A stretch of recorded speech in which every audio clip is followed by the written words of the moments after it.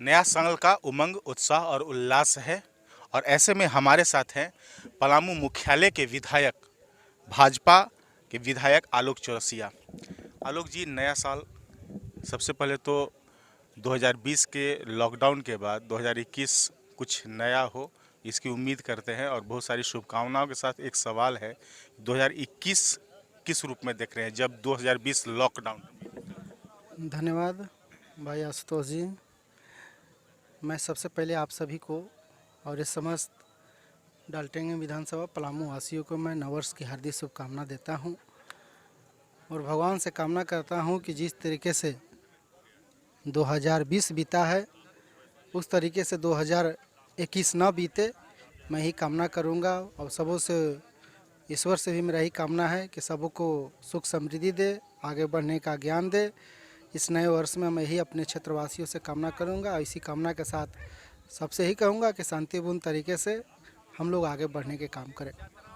क्या खास ऐसी परिकल्पना है जिसका इंतजार जनता भी कर रही है और आप बताना चाहेंगे जनता को कि 2021 में मैं आपको ये दूंगा? नहीं नहीं, चलिए, बहुत अच्छी बात है। देखिए, बहुत तरह का ऐसा कार्य है जो पिछली सरकार में हम लोगों ने कर भी दिया और जो आने वाला है। आपने देखा कि पिछले एक वर्ष जब हम लोग विधायक बने थे, उसके 2-3 महीना बाद जो कोरोना के काल आया, इस कोरोना काल में गांव से लेकर शहर से लेकर बल्कि पूरे दुनिया इस कोरोना काल में कहीं ना कहीं कमज़ोर हुआ। तो उसको देखते हुए भी हम लोग एक ईयर, चाहे कोई भी सरकार हो, उस कार्य को हम लोग आगे नहीं बढ़ा पाए। लेकिन इस वर्ष 2021 पूरे मजबूती के साथ हम तमाम लोग मिलकर अपने क्षेत्र के विकास, लोगों का विकास, लोगों की जो जन समस्याएं हैं उस समस्याओं पर हम लोग गंभीरता से कार्य कर भी रहे हैं और मजबूती से करने के काम करेंगे। आपसे मेरा एक ही अनुरोध है कि आप भी अगर कहीं जनता की कोई प्रॉब्लम हो, समस्या हो, तो निश्चित तौर पर हम तक उसको संपर्क कराने के काम करें। उससे हम लोग पूरे मजबूती से हम लोग करने के काम करेंगे, भारत सरकार करने के काम करेगी। राज्य सरकार से भी अनुरोध करूंगा कि आप भी कुछ करें क्षेत्र के, इस राज्य के विकास के लिए, यहाँ के लोगों के विकास के लिए, जो अभी हम लोग को झलक नहीं आ रहा है। एक साल में आपने देखा होगा कि ठीक है, इनका बहाना रहता है कोरोना कोरोना, लेकिन हमको नहीं लगता है कि कोरोना कोई बहाना नहीं था, बल्कि काम करने की इच्छा नहीं थी, इच्छा शक्ति मर गई थी। इस वजह से आज कहीं ना कहीं राज्य का बहुत सारा ऐसा विकास कार्य है जो आज पीछे रह गया।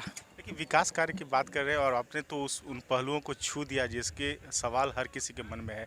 भाजपा की सरकार में विधि व्यवस्था मजबूत रहती थी, नक्सल और अपराध पर काबू होता था। आज इस सरकार में ऐसे हो गया क्या? देख लीजिए भाजपा और इसमें क्या अंतर है। जनता जिसको चुनता है उसको सभी लोग को सम्मान्य मानकर चुनना चाहिए, मैं उसको बधाई देता हूँ। लेकिन भारतीय जनता पार्टी एक सिस्टम से अपने राज्य को चलाता था। उसके चलाने वाले, नेतृत्व करने वाले आदरणीय रघुवर दास जी जिस मजबूती के साथ इस राज्य में विकास के साथ साथ इस राज्य की सुरक्षा, इस राज्य की कैसे आगे बढ़ाना है, लोगों को कैसे सुरक्षा देना है, ये तमाम चीज़ों पर गंभीरता से कार्य करते थे। लेकिन आज वो सारा गंभीरता ही ठगबंधन सरकार ने ख़त्म करने के काम किया। आज कांग्रेस अलग पैर खींचने के काम कर रहा है, जेएमएम के लोग अलग पैर खींचने के काम कर रहे हैं। आज अफसरों का ट्रांसफ़र पोस्टिंग इस तरीके से होता है जैसे कि बाज़ार में कोई मार्केट करने जाते हैं हम लोग, तो भाई ये 50 रुपया का सामान है, कम कर दो यार। तो ऐसा अफसर भी ऐसी हो गया है कि चैनपुर आना है तो इतना लेना है, डाल्टन रहना है तो इतना दे दो। आज इस तरीके से पैसे पर ट्रांसफ़र पोस्टिंग का भी कार्य हो रहा है। तो इस सब को हम भारतीय जनता पार्टी बराबर निंदा करने के काम किया, पुरजोर विरोध करने के काम किया। आज देखिए, बलात्कार जैसा घटना एकदम गांव गांव में हो रहा है, लेकिन प्रशासन हो या राज्य सरकार के कोई भी पदाधिकारी उसको कार्य करने से हट रहे हैं। लेकिन आज निश्चित तौर पर हम लोग इसके लिए संघर्ष करेंगे और भारतीय जनता पार्टी बराबर लड़ने के काम किया है और लड़ेगा और यहाँ के लोगों को सुरक्षा, यहाँ के लोगों को सहायता करने के काम करेंगे। लेकिन लड़ने का काम तो किसानों के मामलों में भी हो रहा है। धान क्रय केंद्र का स्थिति आप देख ही रहे हैं, क्या उम्मीद करें? नहीं, हम तो धान क्रय केंद्र पर मैं व्यक्तिगत निरीक्षण करने गया था।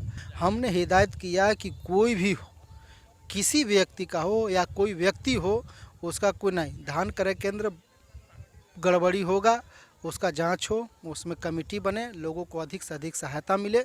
इसके लिए मैं खुद सभी धान क्रय केंद्रों पर जा जाकर किसानों के हालचाल जानने के काम किया। कौन सा किसान को बहुत सारे ऐसे समस्या आए जिसमें अफसरों को फटकार भी लगाने के काम किया। अफसर उस पर सुधार भी कर रहे हैं और मुझे पूरा विश्वास है कि जो समस्याएँ हैं वो पूर्ण रूप से सही हो जाएगा। हम पर्यटन के बात करें जिसमें आपकी सरकार और आपकी ओर से बहुत काम किए जाने थे। रानीताल डैम में हम खड़े हैं। आपका ये प्रखंड गृह प्रखंड भी है। कैसे समझते, जब ऐसे जगहों पर पहुंचते हैं तो क्या लगता है, क्या करने की जरूरत है आलोक चौरसिया को, जो कि यहाँ का बेटा कह करके चुनाव जीता है? देखिए, आलोक चौरसिया ने, ये भारतीय जनता पार्टी का देन है कि रानीताल डैम पर कुछ कार्य हो रहा है। और कार्य इतने मजबूती से हो रहा है ना कि कभी कोई सोचा भी नहीं होगा कि रानीताल डैम जैसा इतने सुदूर इलाका, चैनपुर के इतने पिछड़ा इलाका पर भी कोई कार्य होगा। ये जब हम लोग पहला बार विधायक बने थे तो भारतीय जनता पार्टी की गवर्नमेंट थी, उस समय इस कार्य को स्वीकृति मिली। अब आज आप देखिए रानीताल डैम पर नहर बन रहा है, लोगों के खेत तक पानी पहुंचाने के कार्य हो रहा है, जो उस साइड जो लोग रहते हैं।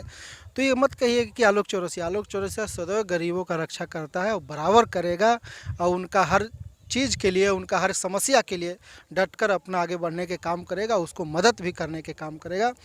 और जो विकास हो रहा है अभी, जहाँ भी अगर आप देख रहे होंगे, चाहे रानीताल डैम हो, हम लोग का बगल में एक और डैम सेमरा में है, वहाँ पर भी हम लोग नहर का निर्माण, जो मैं खुद शिलान्यास किया हूँ, ये सब कार्य भारतीय जनता पार्टी का कार्य है। आज कोई अगर बड़बाही लूटे कि हम करा रहे हैं तो उनका गलत फहमी होगा कि वो कुछ नहीं करा रहे हैं।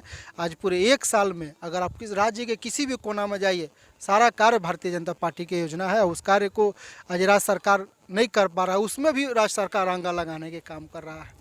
एक अंतिम सवाल हम जानना चाहेंगे कि आपके चैनपुर प्रखंड के बांसडी पंचायत में हमने देखा कि महिलाओं का टोली निकलता है और नशाखोरी के खिलाफ वहाँ पे जो हड़िया या दारू बनाने वाले लोग हैं उनके गगरी फोड़ते हैं, ये काम कर रहे हैं। तो इन लोगों को ताकि रोजगार का सृजन हो, ताकि जो नशा, जो शराब बनाने वाले हैं वो बंद हो, इसके लिए आपकी ओर से क्या प्रयास होंगे? तब जब हम देखते हैं कि पुगडीहा के पास मुड़ने वाली जगह पर अब सरेआम लोग ताड़ी लगा करके बेच रहे हैं, तो इसको किस रूप में हम देखें? नहीं, देखिए, हम लोग बराबर इस चीज़ को देखें, गरीबी कुछ करा सकता है, एक चीज़ मान के चलिएगा। लेकिन रोजगार सृजन की बात, गरीबी कुछ करा सकता है भाई। बहुत सारे ऐसे लोग हैं जो आज भी अपना बाल बच्चे परिवार को पालन पोषण के लिए, पेट भरने के लिए, चाहे वो हंडिया बेचे, चाहे दारू बेचे, या कुछ ऐसा कार्य करते हैं जिससे कहीं ना कहीं वो गलत है। लेकिन मैं आपको बताता हूँ कि निश्चित तौर पर हम लोग का यही प्रयास रहेगा कि रोज़गार सृजन हो क्षेत्र में, और रोज़गार के मामले में क्षेत्र मजबूती से कार्य करे। मैं ही आग्रह करूँगा राज्य सरकार से भी कि जो पलामू जैसा क्षेत्र में आपने देखा होगा कि यहाँ पे रोज़गार का कोई व्यवस्था नहीं। भारतीय जनता पार्टी की सरकार थी तो हम लोग ने भी बहुत सारा ऐसे माइंस बंद पड़े थे हमारे क्षेत्र में भी, उसको भी चलाने के लिए हम लोग बहुत कटिबद्ध थे, और वो लाइनअप भी हो चुका था कि कार्य करना है और उसको कार्य को आगे बढ़ाना है। लेकिन किसी कारण बस सरकार गिर जाने के बाद आज सारा कार्य बंद है। राज्य सरकार से हम लोग बराबर कहते हैं ये चीज़ करो, वो चीज़ करो, माइंस बंद है उसको चालू कर दो, यहाँ पे बहुत सारा ऐसा कल कारखाना चालू करने की ज़रूरत है, तब हम वो सब तमाम हड़िया दारू को बंद कर सकते हैं। रोज़गार का सृजन जब तक नहीं करेंगे तो छोटी छोटी बातें, या उन लोगों के जो गरीब वर्ग के लोग हैं वो कार्य करते रहते हैं, जिसको रोकने की ज़रूरत है। मैं आग्रह भी करूँगा आपके चैनल के माध्यम से कि उन लोगों तक मैसेज जाए और ये तमाम चीज़ों को रोकने का प्रयास करें। आप सुलभ रहेंगे उनके लिए? नहीं, निश्चित तौर पर हम तो बता रहे हैं कि हमारी गवर्नमेंट आज अगर रहती तो मैं इसको विश्वास दिलाता था कि यह जो बंद पड़े माइंस थे, जो हम लोगों ने प्रक्रिया अपनाए थे, हम लोग खुद अपने से निरीक्षण करने गए थे पदाधिकारियों के साथ, वो आज कहीं ना कहीं पूर्ण होता। धन्यवाद। रोजगार सृजन की बात हो, लेकिन स्पष्ट तौर पे विधायक आलोक चौरसिया का इतना ही कहना है कि गरीबों का बेटा, गरीबों का रक्षक, और इसका भूमिका जो हमें तय की है हमने और जिसके बदौलत हमने चुनाव जीता है, उस हर भूमिका को लगातार निभाते रहेंगे, उसके लिए निरंतर कार्य करते रहेंगे।